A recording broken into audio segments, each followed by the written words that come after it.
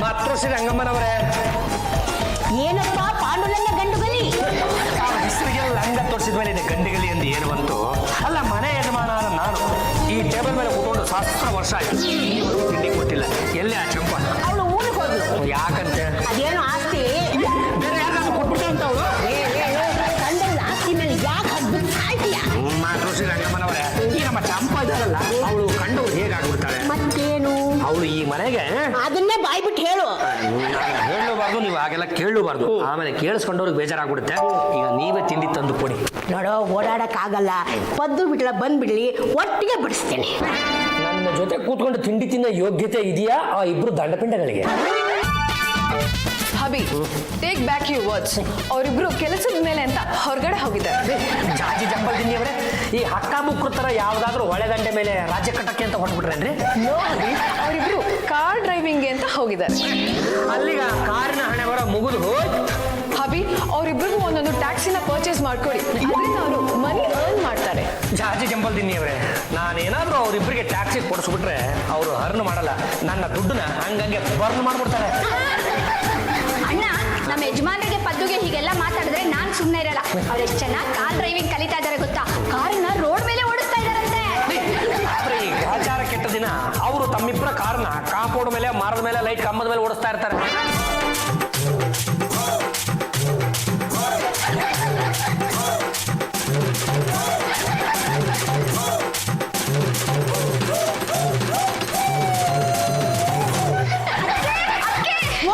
ಅವರೇ ಕಾರ್ ಓಡಿಸ್ಕೊಂಡು ಬಂದ್ಬಿಟ್ರು. ಪದ ಬಿಟ್ಲಾ? ಡ್ರೈವಿಂಗ್ ಹೇಗಿತ್ತು? ಎಲ್ಲೆಲ್ಲಿ ಹೋಗಿದ್ರಿ? ತುಂಬಾ ಚೆನ್ನಾಗಿತ್ತು. ಕಾರ್ ಓಡಿಸ್ತಾ ಸ್ವಲ್ಪ ಈ ಕಡೆ ಹೋಯ್ತಾ, ಇವ್ನು ಕಂಟ್ರೋಲ್ ಮಾಡ್ಬಿಟ್ಟ. ಆಮೇಲೆ ನಾನು ಕಾರ್ ಓಡಿಸ್ತಾ ಇದ್ದಾಗ ಅದು ಆ ಕಡೆ ಹೋಯ್ತಾ, ಅದನ್ನ ಇವನ್ ಕಂಟ್ರೋಲ್ ಮಾಡ್ಬಿಟ್ಟ. ಆಮೇಲೆ ಒಂದು ಎಮ್ಮೆ ಅಡ್ಡ ಬಂತ, ಹೋಯ್ತಾ? ಹೋಯ್ತು. ಆಮೇಲೆ ಒಂದು ಕಾರ್ ಅಡ್ಡ ಬಂತು, ಹೋಯ್ತಾ? ಹೋಯ್ತು. ಮತ್ತೇನಮ್ಮ ಅನ್ಯಾಯವಾಗಿ ಒಂದು ಎಮ್ಮೆ ಕೊಂದ್ಬಿಟ್ರಲ್ಲ. ನಾವ್ ಹೇಳಿದ್ದು ಕಾರು ಮತ್ತೆ ಎಮ್ಮೆ ನಮ್ಮ ಕಾರ್ ಪಕ್ಕ ಹೋಯ್ತು ಅಂತ. ಇದನ್ನೇ ಸರಿಯಾಗಿ ಹೇಳೋದಕ್ಕೆ ಏನ್ರ ದಾಡಿ? ನಮಗೆ ಕಾರ್ ಓಡಿಸೋದಕ್ಕೆ ಬರುತ್ತೆ ಅಂತ ತೋರ್ಸೋದಕ್ಕೆ ನಮ್ಮ ಫ್ರೆಂಡ್ ಕಾರ್ ಇಸ್ಕೊಂಡ್ ಬಂದಿದ್ದೀವಿ. ಏನೋ ಅಪ್ಪಿ ತಪ್ಪಿ ಕಾರ್ ತಂದ್ಬಿಟ್ಟಿದ್ರ, ಪರವಾಗಿಲ್ಲ ಕಣ್ರ. ಮತ್ತೆ ಆ ಕಾರ್ನ ಓಡ್ಸಕ್ ಹೋಗ್ಬೇಡ್ರಪ್ಪ, ಅದನ್ನ ಹಂಗಂಗೆ ತಳ್ಕೊಂಡೋಗಿ ಅವ್ರ ಮನೆ ಮುಂದೆ ನಿಲ್ಸ್ ಬಂದ್ಬಿಡ್ರ. ಹಬಿ, ಅವ್ರು ಧೈರ್ಯವಾಗಿ ಕಾರ್ ಓಡಿಸ್ಕೊಂಡ್ ಬಂದಿದ್ದಾರೆ, ನಿಮ್ಗೇನ್ ಫಿಯರು? ಏನೋ ಸ್ವಲ್ಪ ಸುಮ್ಮನೆ ಇರ್ರಿ, ಆಮೇಲೆ ಎಲ್ಲ ಸೇರ್ಕೊಂಡು ನನ್ ಬುಡಕ್ಕೆ ಬಂದ್ಬಿಡುತ್ತೆ. ಆಗ್ಬಾರ್ದು ಅಂದ್ರೆ ಅವ್ರಿಬ್ರಿಗೂ ಒಂದೊಂದು ಟ್ಯಾಕ್ಸಿ ಕೊಡ್ಸಿ. ಏನ್ ಒಳ್ಳೆ ಬಾಟ್ಲಿ ಕೊಡ್ಸಿ, ಏನತ್ರ ಟ್ಯಾಕ್ಸಿ ಕೊಡ್ಸಿ ಅಂತ ಹೇಳ್ತಾ ಇದ್ರಲ್ಲ ನೀವು. ನೀವೇನೇ ಯೋಚನೆ ಮಾಡ್ಬೇಡಿಪ್ಪ, ನಮ್ಮ ಅಣ್ಣಂಗೆ ಹೇಳಿ ನಾನ್ ಕಾರ್ ಕೊಡಿಸ್ತೀನಿ. ಇಲ್ಲ ಅಂದ್ರೆ ಗೊತ್ತಲ್ಲ, ಏನು ಮದ ಆಸ್ತಿಲಾರ್ದ ಭಾಗ. ಅಲ್ಲೋ, ನಾವೇನೇ ಒಂದು ಡ್ರೈವಿಂಗ್ ಸ್ಕೂಲ್ ಓಪನ್ ಮಾಡ್ಬಿಟ್ರೆ ಅದರಿಂದ ನಮಗೆ ಸಿಕ್ಕಾಪಟ್ಟೆ ಲಾಭ ಇದೆ. ಹೌದೇನಪ್ಪ? ಕೆಲವರು ಮೊದಲೇ ಡ್ರೈವಿಂಗ್ ಕಲ್ತಿರ್ತಾರೆ, ಆದ್ರೆ ಅವ್ರಿಗೆ ಲೈಸೆನ್ಸೇ ಸಿಕ್ಕಿರಲ್ಲ. ಅಂತವ್ರಿಗೆ ನಾವು ಸುಮ್ಮನೆ ಡ್ರೈವಿಂಗ್ ಹೇಳ್ಕೊಟ್ಟಾಗ ಮಾಡ್ಬಿಟ್ಟು ಒಂದು ಸರ್ಟಿಫಿಕೇಟ್ ಕೊಟ್ಬಿಡೋದು. ಒಬ್ಬೊಬ್ಬರಿಂದ 3,000 ರೂಪಾಯಿ ಕಲೆಕ್ಷನ್ ಆಗುತ್ತೆ. ಡ್ರೈವಿಂಗ್ ಲೈಸೆನ್ಸ್ ಅದು ಅವ್ರ ಹಣೆ ಬರ. ಚೆನ್ನಾಗಿರೋ ಐಡಿಯಾ. ಯಾವ್ದೋ ಮನೆ ಹಾಳು ಕೆಲಸಕ್ಕೆ ಸ್ಕೆಚ್ ಹಾಕೊಂಡು ಕೂತಿರೋ ಹಾಗಿದೆ. ಅಣ್ಣ, ನಮ್ಮ ಯಜಮಾನ್ರು ಎಷ್ಟು ಬ್ರಿಲಿಯಂಟ್ ಗೊತ್ತಾ? ನೋಡಿದವ್ರಿಗೆಲ್ಲ ಗೊತ್ತಾಗ್ಬಿಡುತ್ತಮ್ಮ. ಕೇಳಿ ಕೇಳಿ ನಮ್ಮ ಅಳಿಯಂದ್ರು ಹಾರ್ವರ್ಡ್ ಯೂನಿವರ್ಸಿಟಿಯಿಂದ ಪ್ರಥಮ ದರ್ಜೆಯಲ್ಲಿ ತೇರ್ಗಡೆ ಹೊಂದಿದ್ದಾರೆ. ನಾವು ನಮ್ದೇ ಒಂದು ಡ್ರೈವಿಂಗ್ ಸ್ಕೂಲ್ ಓಪನ್ ಮಾಡ್ಬೇಕು ಅಂತಿದೀವಿ. ಡ್ರೈವಿಂಗ್ ಕಲ್ಸೋದು, ಸರ್ಟಿಫಿಕೇಟ್ ಕೊಡೋದು, ಲೈಸೆನ್ಸ್ ತಗೊಳ್ಳೋದು ಬಿಡೋದು ಅದು ಅವ್ರ ಹಣೆ ಬರ. ಎಲ್ಲರೂ ಅದನ್ನೇ ಮಾಡ್ಕೊಂಡು ಓಡಾಡ್ತಾ ಇದ್ದಾರೆ, ನಾವು ಅದನ್ನೇ ಮಾಡೋದಕ್ಕೆ ಅಂತ ಹೊರಟಿದ್ದೀವಿ. ಬಾವ, ಕೆಲವು ಮಿನಿಸ್ಟರ್ಗಳ ಡ್ರೈವರ್ಗಳ ಹತ್ರನೇ ಲೈಸೆನ್ಸ್ ಇರಲ್ಲ. ಹೇಗ್ ಪರ್ಮಿಷನ್ ಕೊಡ್ತಾರೆ? ಅವ್ರ ದೇಶ ಆಳೋರ್ ಕಂಡ್ರೆ ಯಾರು ಯಾಕೆ ಪರ್ಮಿಷನ್ ಕೊಡ್ಬೇಕು, ಅವ್ರೇ ತಗೊಂಡ್ಬಿಡ್ತಾರೆ. ಹಾಗಾದ್ರೆ ನಾವು ಡೂಪ್ಲಿಕೇಟ್ ಸರ್ಟಿಫಿಕೇಟ್ ಕೊಡೋದ್ರಲ್ಲಿ ಏನು ತಪ್ಪಿಲ್ಲ. ನನಗೆ ಯಾಕೋ ಇದು ತುಂಬಾ ರಿಸ್ಕು ಅಂತ ಅನಿಸ್ತಾ ಇದೆ. ನೀನ್ ಎಲ್ಲದಕ್ಕೂ ರಿಸ್ಕು ಅಂತ ಇದ್ರೆ ಕೊನೆಗಾಲದಲ್ಲಿ ತಿನ್ನೋದಕ್ಕೆ ರಸ್ಕು ಸಿಗಲ್ಲ. ನಾವು ಡ್ರೈವಿಂಗ್ ಸ್ಕೂಲ್ ಓಪನ್ ಮಾಡ್ಬೇಕು ಅಂದ್ರೆ ನಮ್ಮ ಹತ್ರ ಅಟ್ಲೀಸ್ಟ್ 3-4 ಕಾರ್ ಆದ್ರೂ ಇರಬೇಕು. ಬಂಡವಾಳ ಯಾಕಪ್ಪ ಯೋಚನೆ ಮಾಡ್ತಿದ್ದೀರಾ? ಅದಕ್ಕಂತ ನಮ್ಮ ಅಣ್ಣ ಇದಾನಲ್ಲ. ಇಂಥ ಮನೆ ಹಾಳು ಕೆಲಸಕ್ಕೆ ನಮ್ಮ ಕಡೆಯಿಂದ 5 ಪೈಸಾನು ಹುಟ್ಟಲ್ಲ. ಆಗ ಇಡೀ ಆಸ್ತಿ ನೀವೇ ಮಾಡ್ತೀವಿ, ಕಂದಾಯ ಕಟ್ಕೊಂಡು ಬಿತ್ತು. ಪದ್ದು ಬಿಟ್ಲಾ? ಯು ಡೋಂಟ್ ವರಿ, ನಾನು ನಿಮ್ಗೆ ಹೆಲ್ಪ್ ಮಾಡ್ತೀನಿ. ನನ್ನ ಹತ್ರ ಗೋಲ್ಡ್ ಆರ್ನಮೆಂಟ್ಸ್ ನ ಕೊಡ್ತೀನಿ, ಅದನ್ನ ತಗೊಂಡೋಗಿ ಅಡ ಇಟ್ಟು ಕಾರ್ ಪರ್ಚೇಸ್ ಮಾಡಿ. ರಾಮಲಾಮ, ಡ್ರೈವಿಂಗ್ ಕಲಿತೀನಿ ಅಂತ ಹೋದವಳು ಡ್ರೈವಿಂಗ್ ಸ್ಕೂಲ್ನೇ ಓಪನ್ ಮಾಡ್ಬಿಟ್ಟಿದ್ದಾಳಲ್ಲ. ಏನೇ ಮನೆ ಒಳಗೆ ಕಾಲು ಓಡಾಡಿಸ್ತಲ್ಲ. ಅಮ್ಮ, ಡ್ರೈವಿಂಗ್ ಕಲಿಯೋದು ಹೇಗೆ ಅಂತ ಮನೆ ಒಳಗಡೆ ಹೇಳ್ಕೊಡ್ತೀವಿ, ಹೊರಗಡೆ ತೋರಿಸ್ಕೊಡ್ತೀವಿ, ಅದಕ್ಕೆ ದುಡ್ಡು ತಗೋತೀವಿ. ಅಯ್ಯೋ, ನಮ್ಮ ಗಂಡುಗಲಿ ವಂಶದಲ್ಲಿ ಎತ್ತಿನ ಗಾಡಿ ಓಡಿಸ್ತಾ ಇದ್ಲು, ಕುದುರೆ ಸಾಲೋಟು ಓಡಿಸ್ತಾ ಇದ್ಲು. ಈ ಕಾಲು ಬಡ್ಸು ಓಡಿಸೋ ಸ್ಕೂಲ್ನ ತೆಗೆದಿಲ್ಲ. ನೋಡಿ ಮಾತೃಶ್ರೀ ಅವರೇ, ನಾವು ಅವರಿಗೆ ಈ ಕುದುರೆ ಓಡಿಸೋದನ್ನ ಹೇಳ್ಕೊಟ್ಟಿದ್ದಿದ್ರೆ, ಈ ಆನೆಗಳನ್ನು ಅಂಕುಶ ಹಿಡಿದು ಪಳಸೋದನ್ನ ಹೇಳ್ಕೊಟ್ಟಿದ್ದಿದ್ರೆ ನಮ್ಮ ಗಂಡುಗಲಿ ವಂಶಕ್ಕೂ ಒಂದು ಬೆಲೆ ಬಂದಿರೋದು. ಅಭಿ, ಈ ಸ್ಕೂಲ್ನ ನೀವೇ ಇನಾಗ್ರೇಟ್ ಮಾಡಬೇಕು, ನಮ್ಮ ಫೇವರ್ ಆಗಿ ಮಾತಾಡಬೇಕು. ಬನ್ನಿ ಟೇಪ್ ಕಟ್ ಮಾಡಿ.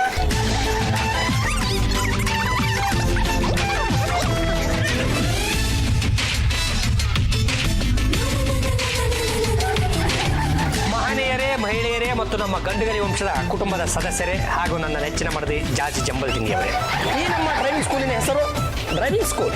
ಇಲ್ಲಿ ನಾವು ಈ ಡ್ರೈವಿಂಗ್ ಬರದೇ ಇರೋರಿಗೆ ಮತ್ತು ಡ್ರೈವಿಂಗ್ ಬರೋರಿಗೆ ಡ್ರೈವಿಂಗ್ ಇಂದ ಹೇಳ್ಕೊಡ್ತೀವಿ. ನಮ್ಮ ಸ್ಕೂಲಲ್ಲಿ ಡ್ರೈವಿಂಗ್ ಕಲ್ತವರು ಯಾರ್ಯಾರು ಏನೇನೋ ಆಗೋಗ್ಬಿಟ್ಟಿದ್ದಾರೆ. ಈ ಕಾರ್ ಓಡಿಸೋ ಡ್ರೈವರ್ಗಳೆಲ್ಲ ಟ್ರೈನ್ ಡ್ರೈವರ್ ಆಗಿದ್ದಾರೆ, ಟ್ರೈನ್ ಓಡಿಸೋ ಡ್ರೈವರ್ಗಳೆಲ್ಲ ಫ್ಲೈಟ್ ಡ್ರೈವರ್ ಆಗಿದ್ದಾರೆ, ಫ್ಲೈಟ್ ಓಡಿಸೋ ಡ್ರೈವರ್ಗಳೆಲ್ಲ ರಿಟೈರ್ಡ್ ಆಗಿ ಪಿಂಚಣಿ ತಗೊಂಡು ಮನೆ ಕಟ್ಕೊಂಡು ಆರಾಮಾಗಿ ಮನೇಲಿ ಸೆಟ್ಲ್ ಆಗಿಬಿಟ್ಟಿದ್ದಾರೆ. ಅಭಿ, ಸ್ವಲ್ಪ ಡ್ರೈವಿಂಗ್ ಸ್ಕೂಲ್ ಬಗ್ಗೆ ಹೇಳ್ತೀರಾ? ಈ ನಮ್ಮ ಡ್ರೈವಿಂಗ್ ಸ್ಕೂಲಿನ ಸಂಪೂರ್ಣ ನೇತೃತ್ವವನ್ನ ನಮ್ಮ ಜಾಜಿ ಜಂಬಲ್ದಿನಿ ಅವರು ವಹಿಸಿಕೊಂಡಿದ್ದಾರೆ. ಈ ನಮ್ಮ ಡ್ರೈವಿಂಗ್ ಸ್ಕೂಲಲ್ಲಿ 4 ವೀಲರ್, 2 ವೀಲರ್, ಸಿಂಗಲ್ ವೀಲರ್ ಹಾಗೂ ಈ ವೀಲೇ ಇಲ್ದಿರೋ ಗಾಡಿಗಳನ್ನ ಹೇಗೆ ಓಡಿಸ್ಬೇಕು ಅಂತ ಕಲಿಸ್ಕೊಡ್ತೀವಿ. ನೀವು ಒಂದು ಸಲ ಬಂದು ನಮ್ಮ ಡ್ರೈವಿಂಗ್ ಸ್ಕೂಲ್ಗೆ ಜಾಯ್ನ್ ಆಗ್ಬಿಡಿ. ನಮ್ಮ ಜಾಜಿ ಜಂಬಲ್ದಿನಿ ಅವರ ದರ್ಶನ ಆಗ್ಬಿಟ್ರೆ ನಿಮ್ಮ ಕೋರ್ಸ್ ಮುಗಿತು ಅಂದ್ರೂ ಕೂಡ ನೀವು ಮತ್ತೆ ಮತ್ತೆ ಬಂದು ಇಲ್ಲಿಗೆ ಜಾಯ್ನ್ ಆಗ್ತಾ ಇರ್ತೀರ. ನಾವು ನಿಮ್ಗೆ ಡ್ರೈವಿಂಗ್ ಅನ್ನ ಕಲಿಸ್ಕೊಡೋದಕ್ಕೆ ಕೇವಲ 3ರಿಂದ 5,000 ರೂಪಾಯಿ ಚಾರ್ಜ್ ಮಾಡ್ತೀವಿ. ನಮಗೆ ಸಿಕ್ಕಾಪಟ್ಟೆ ಕೆಲಸ ಇದೆ ಅಂತ ನಿಮ್ಮೆಲ್ಲರಿಗೂ ಗೊತ್ತು. ಹಾಗಾಗಿ ನಿಮ್ಮ ಪಾಡಿಗೆ ಈಗ ನೀವು ಎಲ್ಲರೂ ಮನೆಗೆ ಹೋಗಿ, ನಮ್ಮ ಪಾಡಿಗೆ ನಾವು ರೂಮ್ ಒಳಗೆ ಹೋಗ್ತೀವಿ. ನಾನು ಕಾರ್ ಡ್ರೈವಿಂಗ್ ಕಲಿಬೇಕಿತ್ತು. ನಿಮ್ಮಿಬ್ರಲ್ಲಿ ಯಾರು ಹೇಳ್ಕೊಡ್ತೀರಾ? ನಾನು ಹೇಳ್ಕೊಡ್ತೀನಿ. ನಾನು ನೀಟಾಗಿ ಕಳ್ಸಿಕೊಡ್ತೀನಿ. ಹೌದು, ನಿಮಗೆ ಮದುವೆ ಆಗಿದೆಯಾ? ಹಾಗಂದ್ರೆ ಏನು ಅಂತಾನೆ ನನಗೆ ಗೊತ್ತಿಲ್ಲ. ಹಾಗಿದ್ರೆ ನಾನೇ ಹೇಳ್ಕೊಡ್ತೀನಿ. ಮಂಕ ಸಾಮ್ರಾಣಿಗಳ ನೀವಿಬ್ರು ಹೊಸ್ತಾಗಿ ಡ್ರೈವಿಂಗ್ ಕಲ್ತಿದ್ದೀರಾ ಕಂಡ್ರು. ನಿಮಗಿನ್ನೂ ಈ ಎಡ ಅಂದ್ರೆ ಗೊತ್ತಿಲ್ಲ, ಬಲ ಅಂದ್ರೆ ಗೊತ್ತಿಲ್ಲ ಕಂಡ್ರು. ಯಾಕೆ ಬಾವ ಹೆಂಗ್ ಮಾತಾಡ್ತಾ ಇದ್ದೀರಾ? ನಮ್ಗೆಲ್ಲ ರೂಲ್ಸು ಚೆನ್ನಾಗೇ ಗೊತ್ತು. ಏನೋ ಗೊತ್ತಾ, ಈ ಲೆಫ್ಟ್ ಟರ್ನ್ ಹೇಗೆ ತೋರಿಸ್ತೀಯ? ಬಲಗೈಲಲ್ಲಿ ಯಾವನಾದ್ರೂ ಲೆಫ್ಟ್ ಟರ್ನ್ ತೋರಿಸ್ತಾನೆ? ನೀವಿಬ್ರು ಯಾವ ಕಾಲದಲ್ಲಿ ಇದ್ದೀರಾ ನೋಡ್ರ. ಈಗೀಗೆಲ್ಲ ಆಟೋದವರು ಲೆಫ್ಟ್ ಟರ್ನ್ ಹಿಂಗೆ ತೋರಿಸ್ತಾರಲ್ಲ, ಹಿಂಗೆ ತೋರಿಸ್ತಾರೆ. ರೈಟ್ ಟರ್ನ್ ಹಿಂಗೆ ತೋರಿಸ್ತಾರೆ, ಹಿಂಗೆ ತೋರಿಸ್ತಾರೆ. ನಮ್ಮ ಏರಿಯಾದಲ್ಲಂತೂ ಕೆಲವರು ಕಾಲಲ್ಲೇ ತೋರಿಸ್ಬಿಡ್ತಾರೆ ಕಣ. ಹೌದೌದು, ನಾನು ನೋಡಿದ್ದೀನಿ. ನೋಡು ಸೌಮ್ಯ, ನನ್ನ ಹೆಸರು ಸೌಮ್ಯ ಅಲ್ಲ, ಶ್ರೀಲತಾ. ನಿಮ್ಮ ಹೆಸರನ್ನ ನಿಮ್ಮ ಬಾಯಿಂದಲೇ ಬರ್ಸ್ಬೇಕು ಅಂತ ನಾನು ಈ ಥರದ್ದು ಪ್ಲಾನ್ ಮಾಡಿದೆ. ಹೆಂಗ್ ಮಾಡಿದೆ? ಚೆನ್ನಾಗಿ ಮಾಡಿದ. ಅದು ಇವರಿಬ್ಬರ ಹತ್ರ ಮೊನ್ನೆ ಒಬ್ಬನು ಡ್ರೈವಿಂಗ್ ಕಲ್ತ್ಕೊಂಡು ಹೋಗಿದ್ದ. ಅವನು ಏನ್ ಮಾಡಿದ್ದಾನೆ ಗೊತ್ತಾ? ತನ್ನ ಕಾರನ್ನು ತಗೊಂಡೋಗಿ ಇನ್ನೊಂದು ಕಾರಿಗೆ ಗುದ್ದುಬಿಟ್ಟಿದ್ದಾನೆ. ಇವರಿಬ್ಬರ ಹತ್ರ ಕಲ್ತಿದ್ನಲ್ವಾ, ಇವನೊಂದು ಕಾರ್ ಕುತ್ಕೊಂಡು ಈ ಕಡೆಯಿಂದ ಹೋಗ್ತಾ ಇದ್ದ. ಎದುರುಗಡೆಯಿಂದ ಮತ್ತೊಂದು ಕಾರ್ ಬರ್ತಾ ಇತ್ತು. ಈ ಎದುರುಗಡೆ ಕಾರ್ನವನು ನನಗೆ ದಾರಿ ಬೇಕು ಅಂತ ಹೆಡ್ಲೈಟ್ ಪಕ್ಕ ಪಕ್ಕ ಪಕ್ಕ ಅನಿಸ್ತಾ. ಇವ್ರ ಹತ್ರ ಡ್ರೈವಿಂಗ್ ಕಲ್ತವನು ನಾನು ನಿಮಗೆ ದಾರಿ ಬಿಡಲ್ಲ ಅಂತ ವೈಪರ್ ಆನ್ ಮಾಡ್ಬಿಡವನೆ. ವೈಪರ್ ಆನ್ ಮಾಡಿದ್ರೆ ಸಿಗ್ನಲ್ ಅಂತ ಅರ್ಥನಾ? ಇವ್ರು ಹಂಗೆ ಹೇಳ್ಕೊಟ್ಬಿಟ್ಟಿದ್ದಾರೆ. ಹಾಗಾದ್ರೆ ಅವ್ರು ಬೇಡ, ನನಗೆ ನೀವೇ ಹೇಳ್ಕೊಡಿ.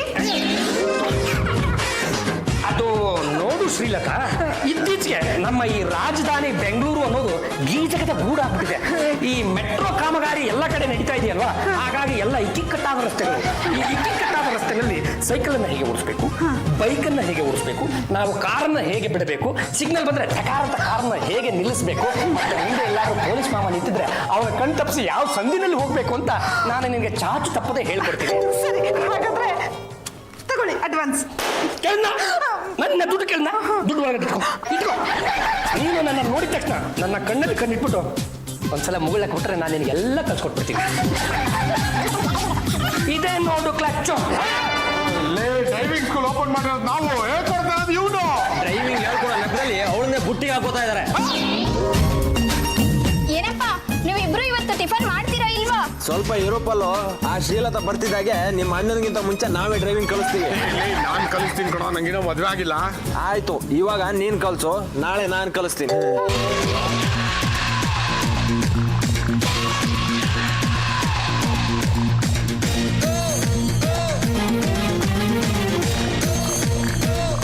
ಅಲ್ಲಿ ನೋಡಿ, ನಿಮ್ಮಿಬ್ರಿಗಿಂತ ಮುಂಚೆ ಅಣ್ಣನೇ ಅವಳನ್ನ ಕರ್ಕೊಂಡು ಹೋಗಿದ್ದಾನೆ. ಪಾಂಡುರಂಗ ಅವರೇ, ನೀವು ನನಗೆ 2 ದಿನದಲ್ಲಿ ತುಂಬಾ ಚೆನ್ನಾಗಿ ಡ್ರೈವಿಂಗ್ ಮಾಡೋದನ್ನ ಹೇಳ್ಕೊಡ್ರಿ. Thank you. ಶ್ರೀಲತಾ, ಹಾಗಂತ ನೀನು ಡ್ರೈವಿಂಗ್ ನಲ್ಲಿ ಪ್ರವೀಣಿ ಅಂತ ತಿಳ್ಕೊಂಡ್ಬಿಡ್ಬೇಡ. ಈ 8 ಆಕಾರದಲ್ಲಿ ಮೊದಲು ನಾವು ಗಾಡಿನ ಬಿಡೋದನ್ನ ಕಲಿಬೇಕು. ಇದಕ್ಕಿದ್ದಾಗಿ ಕ್ಲಚ್ನ ಹಾಕೋದು ಹೇಗೆ, ನಮ್ಮ ಗಾಡಿ ಒಂದು ದಿಬ್ಬದಲ್ಲಿ ನಿಂತಿತ್ತು ಅಂದ್ರೆ ಅದು ಹಿಂದಕ್ಕೆ ಬರ್ದೇನೆ ಹಾಗೆ ಮುಂದಕ್ಕೆ ಚಲಿಸೋದು ಹೇಗೆ ಅಂತ ತಿಳ್ಕೊಂಡ್ಬಿಟ್ರೆ ನೀನು ಡ್ರೈವಿಂಗ್ ನಲ್ಲಿ ಲೇಡಿ ಕಾರ್ತಿಕೇಯನ್ ಆಗ್ಬಿಡ್ತೀಯ. ಸರಿ, ತಗೊಳ್ಳಿ, ನಿಮಗೆ ಎಕ್ಸ್ಟ್ರಾ 5,000 ರೂಪೀಸ್ ಕೊಡ್ತಾ ಇದ್ದೀನಿ. ನೀನು ಬೇಡ ಅಂದ್ರೂ ನನಗೆ ಒತ್ತಾಯ ಮಾಡಿ ದುಡ್ಡನ್ನು ಕೊಡ್ತೀಯಪ್ಪ. ನೋಡಿ, ಈ ದುಡ್ಡನ್ನ ನಾನು ಯಾವುದೇ ಕಾರಣಕ್ಕೂ ಖರ್ಚು ಮಾಡಲ್ಲ. ನಿನ್ನ ನೆನಪಿಗೆ ಅಂತ ನನ್ನ ಪ್ರಾಣ ಹೋಗೋವರೆಗೂ ಹಾಗೆ ಸರಿ, ನನ್ನ ನನ್ನ ಫ್ರೆಂಡ್ನು ಕಳ್ಸ್ಕೊಡ್ತೀನಿ, ಅವ್ರಿಗೂ ಹೇಳ್ಕೊಡ್ತೀರಾ? ಖಂಡಿತವಾಗಿಯೂ ಹೇಳ್ಕೊಡ್ತೀನಿ, ಆದ್ರೆ ಸ್ವಲ್ಪ ಸುಂದರವಾದ ಹುಡುಗಿನ ಕಳ್ಸ್ಕೊಡು. ಸುಂದರವಾಗಿರೋ ಹುಡುಗಿರ ಯಾಕೆ? ಈ ಸುಂದರವಾದ ಹುಡುಗಿರು ತುಂಬಾ ಚುರುಕಾಗಿರ್ತಾರೆ. ಈ ಕಲಿಯುವ ವಿದ್ಯಾರ್ಥಿ ಚುರುಕಾಗಿದ್ರೆ ಹೇಳಿಕೊಡುವ ಉಪಾಧ್ಯಾಯರಿಗೂ ಒಂಥರ ಹುರುಪಿರುತ್ತೆ. ಅಷ್ಟೇ ಅಲ್ಲದೆ ನಾವು ಈ ಸುಂದರವಾಗಿರೋರಿಗೆ ಅವ್ರ ಸೌಂದರ್ಯಕ್ಕೆ ಅಂತಾನೆ 10% ಡಿಸ್ಕೌಂಟ್ ಕೊಡ್ತೀವಿ. ಪಾಂಡುರಂಗ, ಸೌಂದರ್ಯಕ್ಕೆ ಡಿಸ್ಕೌಂಟ್ ಯಾಕೋ? ಈ ಹುಡುಗಿರು ತಮ್ಮ ಸೌಂದರ್ಯಕ್ಕೆ ಅಂತ ನಿತ್ಯನೂ ಇಷ್ಟಿಷ್ಟು ಬಂಡವಾಳ ಅಂತ ಹೂಡ್ತಾ ಇರ್ತಾರೆ ಕಣೋ. ಅದರಲ್ಲೂ ಈ ಡ್ರೈವಿಂಗ್ ಕಲಿಯುವಾಗ ಈ ನಮ್ಮ ಹುಡುಗಿರು ಸಿಕ್ಕಾಪಟ್ಟೆ ಬೆವರ್ತಾರೆ. ಹೋಗಿ ಪೌಡರ್ ಹಾಕೊಳ್ಳೋದು ಬೇಡವಾ, ಕಾಸ್ಮೆಟಿಕ್ ಹಚ್ಕೊಳ್ಳೋದು ಬೇಡವೇನೋ. ಹಾಗಾಗಿ ಅವರ ಸೌಂದರ್ಯಕ್ಕೆ ಅಂತ ನಮ್ಮ ಕೈಲಾದ ಈ ಕಿರುಕಾಣಿಕೆ ಒಂದು 10% ಡಿಸ್ಕೌಂಟ್. ಪಾಂಡುರಂಗ ಅವರೇ, ನೀವು ತುಂಬಾ ಚೆನ್ನಾಗಿ ಮಾತಾಡ್ತೀರಾ. ಹಾಗಂತ ಇನ್ನೂ ಎಕ್ಸ್ಟ್ರಾ 500 ರೂಪಾಯಿ ಕೊಡ್ತೀನಿ ಅಂದ್ರೆ ನಾನು ತಗೊಳ್ಳಲ್ಲ. ಸರಿ ಸರಿ, ನನ್ನ ಫ್ರೆಂಡ್ ಮರಿಯಾ ಅಂತ ಇದ್ದಾಳೆ, ಅವಳನ್ನ ಇಲ್ಲಿ ಕಳ್ಸ್ಕೊಡ್ತೀನಿ. ಅವ್ರಿಗೆ 2 ವೀಲರ್ನ ಹೇಳ್ಕೊಡ್ತೀರಾ? 4 ವೀಲರ್ನೇ ಹೇಳ್ಕೊಟ್ಟ ಮಗ ನಾನು, ಇನ್ನು 2 ವೀಲರ್ ಹೇಳ್ಕೊಡದೆ ಇರ್ತೀನ. ಒಂದು ಕಾಲಕ್ಕೆ ಸಿಂಗಲ್ ವೀಲರ್ನೇ ಓಡಿಸ್ತಾ ಇದ್ದೆ. ಹೌದಾ? ಎಲ್ಲಿ? ಸರ್ಕಸ್ನಲ್ಲಿ. ಒಂದು ದೊಡ್ಡ ಕತೆ ಬಾ. ಅದಕ್ಕೆ ಏನಾಯ್ತು ಗೊತ್ತಾ? ನೀವೇನು ಹೇಳ್ಬೇಕಾಗಿಲ್ಲ. I can understand. ಮನೆಗೆ ಯಾರೇ ಕಾರ್ ಕಲಿಯಕ್ ಬಂದ್ರು ಅವನೇ ಬುಟ್ಟಿಗೆ ಹಾಕೋತಾ ಇದ್ದಾನೆ. You don't worry, do one thing. ನನ್ನ ಹಬಿಗೆ ಮರ್ಸಿಲೆಸ್ ಆಗಿ ಕರೆಂಟ್ ಶಾಕ್ ಕೊಟ್ಟು ಬೀಳಿಸಿ. ನಾನು ನೋಡ್ಕೋತೀನಿ. ಏನಾದ್ರೂ ಹೆಚ್ಚು ಕಮ್ಮಿ ಆಗ್ಬಿಟ್ರೆ? ನಾನು ಹೇಳ್ದೆ ತಾನೆ, ಮುಂದಿಂದ ನಾನು ನೋಡ್ಕೋತೀನಿ ಅಂತ. Do that.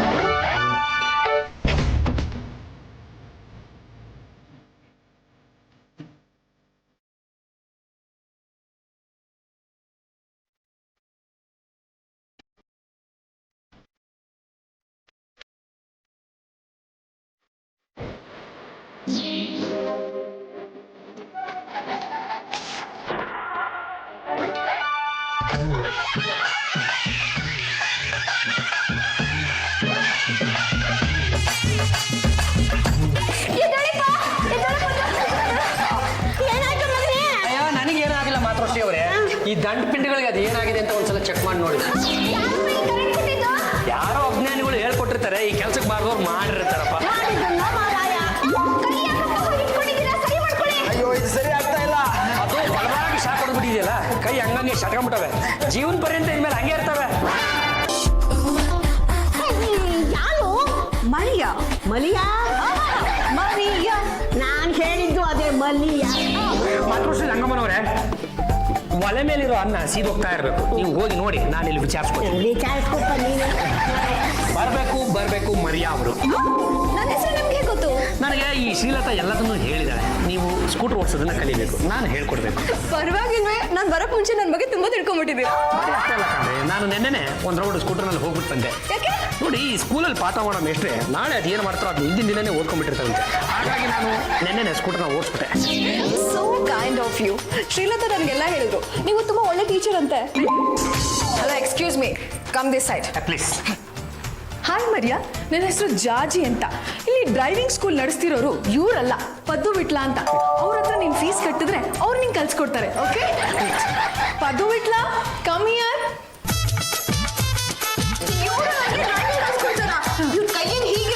ಆಕ್ಚುಲಿ ಅವ್ರಿಗೆ ಕರೆಂಟ್ ಶಾಕ್ ಹೊಡೆದು ಹಾಗಾಗಿದೆ. ಸ್ವಲ್ಪ ದಿನ ರೆಡಿ ಆಗ್ಬಿಡ್ತಾರೆ, ಡ್ರೈವಿಂಗ್ ಕಲ್ಸ್ಕೊಡ್ತಾರೆ. You don't worry. ಏನು ಕಲ್ಸ್ಕೊಡ್ತಾರೋ ಏನೋ. ಅಲ್ಲ ಮರಿಯಾ ಅವರೇ, ಎರಡು ಕೈ ನೆಟ್ಗಿರೋ ನಮ್ಮಂತರ ಕೈಲೇ ಡ್ರೈವಿಂಗ್ ಕಲ್ಸ್ಕೊಡಕ್ಕಾಗಲ್ಲ. ಇನ್ನು ಒಂಟಿಗೆ ಇಟ್ಕೊಂಡು ಇವ್ರು ನಿಮಗೆ ಸ್ಕೂಟರ್ ಓಡಿಸೋದನ್ನ ಹೇಳ್ಕೊಡ್ತಾರ? ಜಸ್ಟ್ ಕೀಪ್ ಕೊಟ್. ಇವ್ರು ಎಷ್ಟು ಜನಕ್ಕೆ ಡ್ರೈವಿಂಗ್ ಹೇಳ್ಕೊಟ್ಟಿಲ್ಲ, ಏನ್ ಕತೆ ಅಂತ. ಹೇಳ್ಕೊಟ್ಟಿರೋದನ್ನ ನಾನೇ ನೋಡ್ದಲ್ಲ. ಅದು ಯಾರೋ ಶ್ರೀದೇವಿ ಅಂತ ಕಂಡ್ರೆ, ಸುಮಾರು 45 ವಯಸ್ಸು. ಅವ್ರಿಗೆ ಡ್ರೈವಿಂಗ್ ಕಲ್ತು ಮಾರನೇ ದಿನ ಮದುವೆ ಆಗುತ್ತೆ ಅಂತ ಯಾವನೋ ಒಬ್ಬ ಭವಿಷ್ಯ ಹೇಳ್ಬಿಟ್ಟಿದ್ದಂತೆ. ಹಾಗಾಗಿ ಆ ವಯಸ್ಸಿನಲ್ಲಿ ಸ್ಕೂಟರ್ ಓಡಿಸೋದನ್ನ ಕಲಿಬೇಕು ಅಂತ ಪಾಪ ಬಂದಿದ್ಲು. ಆ ಅಮ್ಮನ ಮುಂದೆ ಕುಂದಿರಿಸಿ ಇವ್ನು ಹಿಂದೆ ಕೂತಿದ್ದ. ಹೋದ್ರು ಒಂದು ಮರಕ್ಕೆ ತಗೊಂಡೋಗಿ ಕೂತ್ಬಿಟ್ಟು ಆ ಮರನೂ ಆ ಅಮ್ಮನ ಸ್ಪಾಟ್ ಔಟು.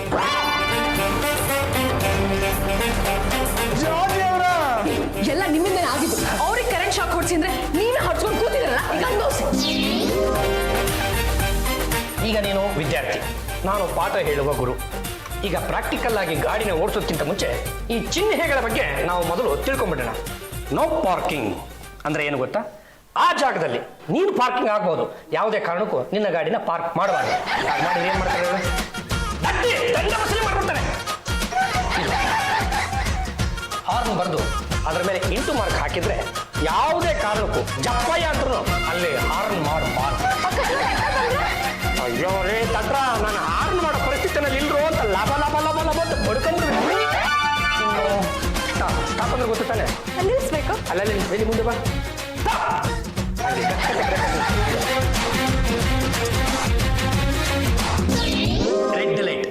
ರೆಡ್ ಲೈಟ್ ಬರ್ತಿದ್ದಂಗೆ ನಾವೆಷ್ಟೇ ಸ್ಪೀಡ್ನಲ್ಲಿರಲಿ ಕಮಾಕ್ ಅಂತ ಬ್ರೇಕ್ ಹಾಕ್ಬಿಡ್ಬೇಕು.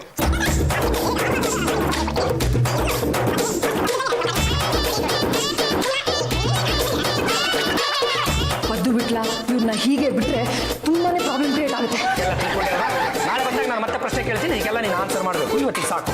ಈ ಶೀಟ್ ಮನೆ ಕೊಟ್ಬಿಡಿ, ನೀಟಾಗಿ ನೋಡ್ಕೊಂಡ್ ಬಂದ್ಬಿಡ್ತೀರಿ. ನನ್ನ ಹತ್ರ ಇರೋದೇ ಒಂದು, ಅದು ನಿನಗೆ ಕೊಟ್ಬಿಟ್ಟು ನಾನೇನು ಭಜನೆನ ಮಾಡಲಿ? ಈಗ ನೀನು ನನ್ನ ವಿದ್ಯಾರ್ಥಿನೂ ಅಲ್ಲ, ನಾನು ನಿನ್ನ ಗುರುಗೂ ಅಲ್ಲ. Come on let's friend. ನೀವು ಯಾವ ಟೈಮಲ್ಲಿ ಹೇಗಿರ್ತೀರ ಅಂತ ಅರ್ಥ ಮಾಡ್ಕೊಳಕ್ಕೆ ಆಗಲ್ಲಪ್ಪ. ಹೋಗ್ತಾ ಹೋಗ್ತಾ ಎಲ್ಲ ನಿನಗೆ ಗೊತ್ತಾಗುತ್ತೆ. ಈಗ ನೀನು ಗಾಡಿ ತಗೊಂಡ್ಬಂದಿದ್ಯಾ? ಇವಾಗ ಗಾಡಿ ಓಡಿಸೋದೇ ಕಲ್ತಿಲ್ಲ, ಹೇಗೆ ತರೋದಕ್ಕಾಗುತ್ತೆ? ಬೇಸ್, ನನ್ನ ವಿದ್ಯಾರ್ಥಿಯ ಸಿನ್ಸಿಯರಿಟಿಯನ್ನು ನಾನು ಚೆಕ್ ಮಾಡಿದೆ. ನನ್ನ ಗಾಡಿ ಇದೆಯಲ್ಲ, ನಾನೇ ಮನೆವರೆಗೂ ಡ್ರಾಪ್ ಮಾಡ್ತೀನಿ. ಹಾಗೆ ನಿಮ್ಮ ಮನೆಯೂ ನೋಡ್ಕೊಂಡಾಗುತ್ತೆ. ಪದ್ದು ಬಿಟ್ಲ ಇವರು ನಾಳೆ ಆಚೆ ಹೋಗ್ದಿರ ಹಾಗೆ ಏನಾದ್ರೂ ಮಾಡ್ಬೇಕು. ಪಾಂಡುರಂಗ, ಪಾಂಡುರಂಗ,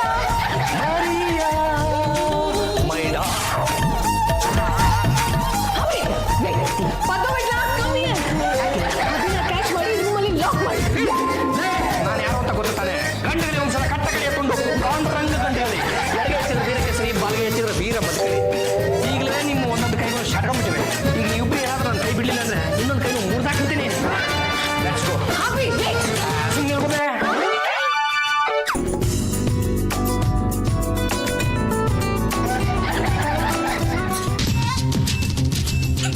ಇದಕ್ಕಿರೋದು ಒಂದೇ ಪ್ಲಾನ್. ಏನದಕ್ಕೆ? ನಿಮ್ಮಿಬ್ರು ಹೆಸರಲ್ಲಿರೋ ಡ್ರೈವಿಂಗ್ ಸ್ಕೂಲ್ನ ಅವ್ರ ಹೆಸರಿಗೆ ಮಾಡಿಸ್ತೀನಿ. ಪೊಲೀಸನ್ನ ಕರೆಸಿ ಸರಿಯಾಗಿ ಬುದ್ಧಿ ಕಲಿಸ್ತೀನಿ.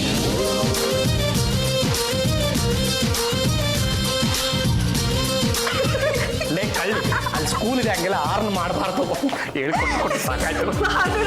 ನಾನೇನೋ ನಂಬೋದಕ್ಕೆ ಆಗ್ತಾ ಇಲ್ಲ. 2 ದಿನದಲ್ಲಿ ಡ್ರೈವಿಂಗ್ ಕಲಿಸ್ಕೊಟ್ಬಿಟ್ರಿ. ಹಾಗಂತ ನೀನು 70-80ರಲ್ಲಿ ಬುರ್ರೋ ಅಂತ ನುಗ್ಬಿಡ್ಬೇಡ. ನೀನು ಯಾವತ್ತು ಈ 8 ಆಕಾರದಲ್ಲಿ ಗಾಡಿ ಓಡಿಸೋದನ್ನ ಕಲಿತೀಯೋ ಅವತ್ತು ನೀನು ಲೇಡಿ ಕಾರ್ತಿಕೇಯನಾಗ್ತೀಯ. ನಿನಗೆ ಒಂದು ಲೈಸೆನ್ಸ್ ಅಂತ ಸಿಕ್ಕುತ್ತೆ. ನಾಳೆ ನೀನು ಬಾ, ಈ 8 ಆಕಾರದಲ್ಲಿ ಗಾಡಿನ ಹೆಂಗೆ ಓಡಿಸ್ಬೇಕು ಅಂತ ನಾನು ನಿಂಗೆ ಹೇಳ್ಕೊಡ್ತೀನಿ. ಶೀತಕಾಲ ನೆಗಡಿ ಆಗ್ಬಿಡುತ್ತೆ, ತುಂಬಾ ಮುಚ್ಕೊಂಡು ಮಾಡ್ಕೊಂಡು ಹುಷಾರು. ಹಾಗೆ ಡ್ರೈವಿಂಗ್ ಕಲ್ಸೋದ್ರಲ್ಲಿ ನೀವೇ ಎಕ್ಸ್ಪರ್ಟ್ ಅಂತ ಕನ್ಫರ್ಮ್ ಆಗೋಯ್ತು. ಇವರಿಬ್ರು ಉಪಯೋಗ ಇಲ್ಲ, ಯೂಸ್ಲೆಸ್ ಫೆಲೋಸ್. ಅದಕ್ಕೆ ಇವರಿಬ್ರು ಹೆಸರಲ್ಲಿರೋ ಡ್ರೈವಿಂಗ್ ಸ್ಕೂಲ್ನ ನಿಮ್ಮ ಹೆಸರಿಗೆ ಟ್ರಾನ್ಸ್ಫರ್ ಮಾಡಿದ್ದೀನಿ. ಒಂದೇ ಸೈನ್ ಹಾಕ್ಬಿಡ್ತೀರಾ? ಜಾಜಿ ಚಂಬಲ್ದಿನಿ ಅವರೇ, ಈಗಲಾದ್ರೂ ಗೊತ್ತಾಯ್ತು ತಾನೆ ನಾವು ಎಲ್ಲ ವಿದ್ಯೆನಲ್ಲೂ ಪಾರಂಗತರು ಅಂತ. ಡ್ರೈವಿಂಗ್ ಸ್ಕೂಲು ನಿಮ್ಮ ಕೈ ತಪ್ಪೋಯ್ತು ಅಂತ ನೀವೇನು ಬೇಜಾರು ಮಾಡ್ಕೋಬೇಡಿ. ಬೆಳಗ್ಗೆ ಎದ್ದ ತಕ್ಷಣ ಆ ಗಾಡಿಗಳನ್ನೆಲ್ಲ ಒರೆಸೋ ಜವಾಬ್ದಾರಿ ನಿಮ್ದೇನೆ.